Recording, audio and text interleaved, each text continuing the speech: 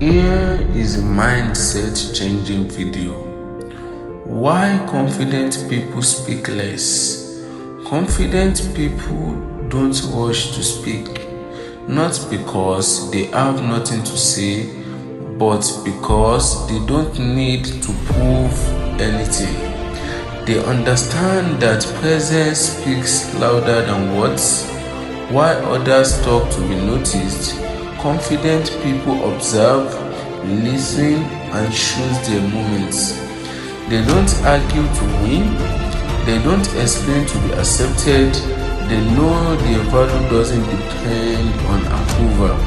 Silence gives them control. It allows them to think clearly, respond wisely, and speak only when their words add weight.